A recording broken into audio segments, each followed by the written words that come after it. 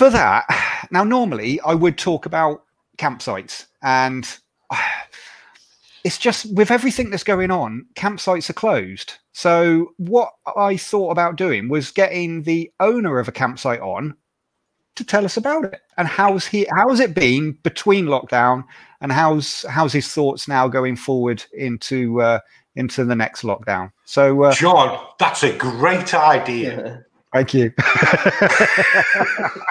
It's almost as if we planned it. Go on, right, John, anyway, let's bring Robert on. Oh, Shane, I've done that. Hello. Hi there. Here's a friend of the show. Yeah, just a quickie. Rob, you have a lot involved with that carnival, don't you? Yes. The father was the chairman of the committee, so I've been marshalling for many, many years, and other members of the family also. Great day. It does look like it. I mean, obviously, we've got down our neck of the woods, we have what's called Marlborough Mop. So there's a little town called Marlborough, and again, once a year they have a big carnival with floats and that going through. But it looked equally, the Wem one looked equally as good. Everybody put in a lot of effort into making a special day for everybody who's turning up.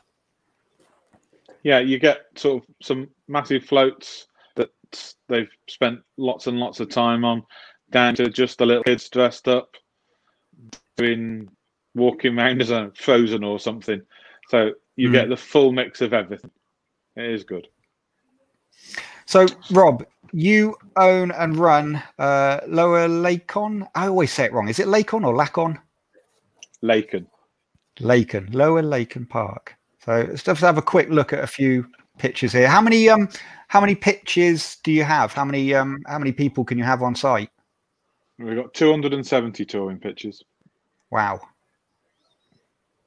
All with electric hookup? Do you take tents as well? Yeah, the main of those are electric hookups. Most tents nowadays want electric anyway, but we have got non-electric spaces. Not that we use those this year. I see you have a swimming pool as well. Yeah, it doesn't look quite so good when it's got to winter. But how have you found it? Obviously we spoke to you at the beginning of the year. I think just before we were going into lockdown, wasn't it? Because I remember you said you had to put special measures into place for the bars and the restaurants that you've got on site. Yeah, I can't remember. Remember when we were talking, but it's been a funny year, hasn't it? Obviously, so when we reopened, we didn't do non-electrics. We limited it to the electrics, mainly because the two-sided thing. I wanted to maximise the profit we could make out of what we've got, because we're limiting the numbers.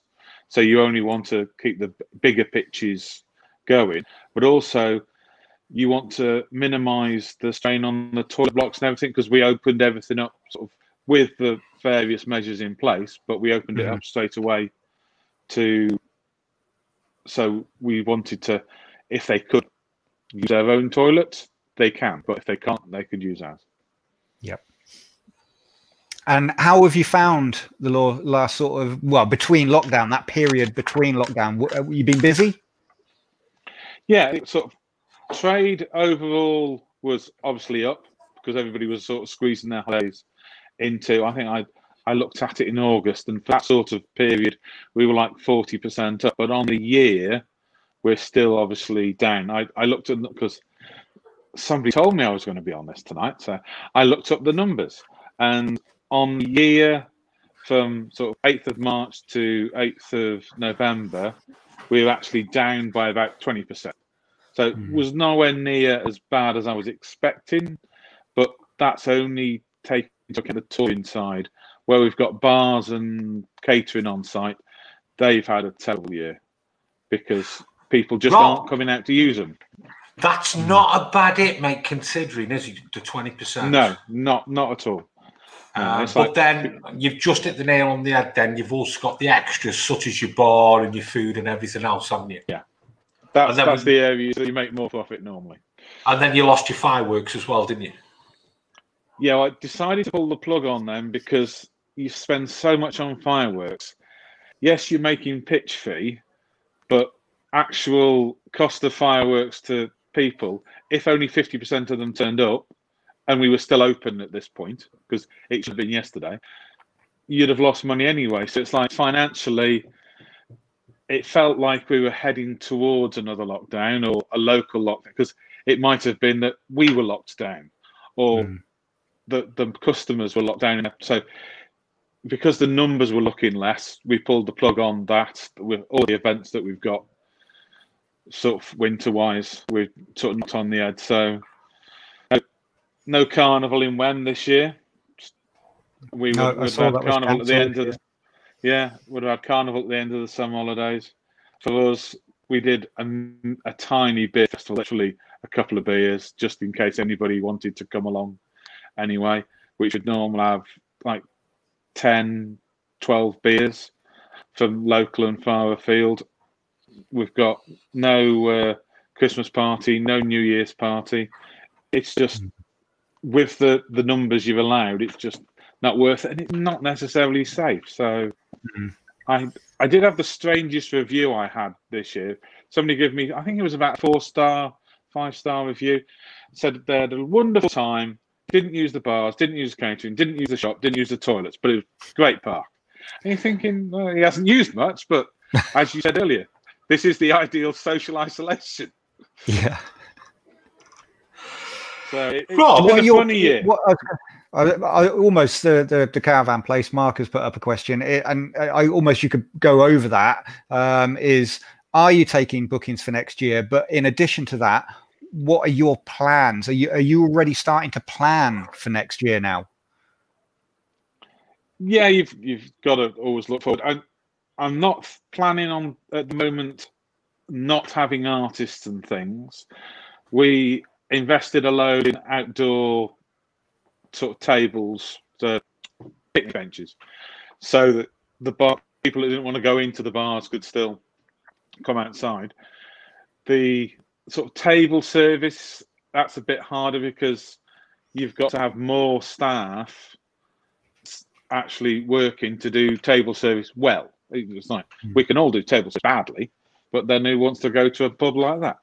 So it's thinking more outdoor than indoors, and that's just going to be the way it's going to go. Is that how you see the future, Rob? Sorry? How do you see the future then?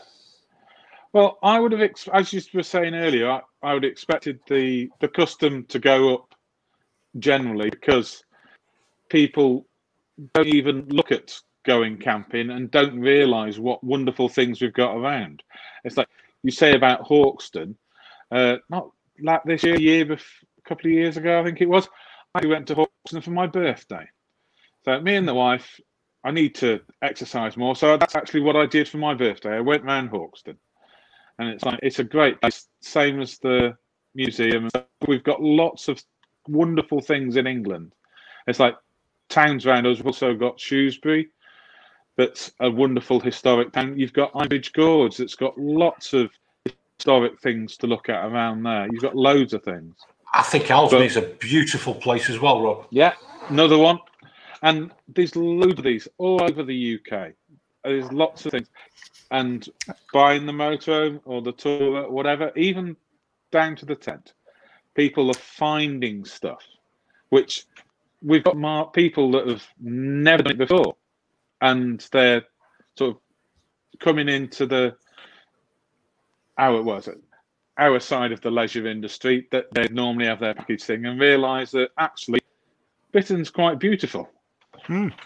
I think that's what I'm trying to do in my little section on the show here, is take people around places around this great country of ours and just pick out a few little attractions that they may never have heard of, a few little places to go, whether it's for a nice walk with the family and the dogs, or something a bit more adventurous, and just show off this great country of ours. And there's so much to do, and so much to see. It is. We've got a wonderful country. Yes, when it's a bit miserable like it's been today, we did Remembrance Sunday. So the main of that was on a video link, so nobody was actually there, and people were laying wreaths sort of through the day. But when the sun's out, it's a different ball game. It's a wonderful country. That's it, John. Like I said, the last few videos you've been doing, you've been showing some great places where even at, and Shane will vouch for me, we've gone, yeah, I want to go there. Isn't it, Shane? Yeah, definitely, yeah. I'll continue doing it. As we said, we don't, before this probably last year, not many people have tended to look at this country because it's been too easy to fly to Spain for a week's all-inclusive for 300 quid. Yeah. It's just not an option at the moment for the foreseeable. Yeah, it's like we would normally do sort of personally one sort of holiday stroke extended weekend UK, and then you do a week abroad. But I'm doing my week abroad in the winter when the UK is not normally doing their week abroad, because that's when I have time. Yeah, I think it is going to be different for everybody, for all of us, especially over the next couple of months. We're not going to be able to get away in our motorhomes or our caravans, at least for the next month. We don't know what's going to happen coming into December. Plus, then we're also having this run up to Christmas. We want to see our friends and family. We all just need to be a little bit sensible. Like you guys were saying earlier, it doesn't feel like a proper lockdown again, does it? And my fear is that, is this going to have a big impact on our leisure over the Christmas period? Generally, most of us will get a couple of weeks off work, and like us, we've gone away for Christmas, or we've been here for Christmas, Boxing Day, and then we've headed off, whether or not that's down to see friends and family, or we've gone off somewhere for sort of a very long weekend. And this is what we're all banking on now and trying to keep our fingers crossed, is that we can do something towards the end of December. But that's the thing, John. That's the key to all our industry. Shane, Mark, Aaron, Lee, I'll all vouch for, unless the campsites are open, our industry, well,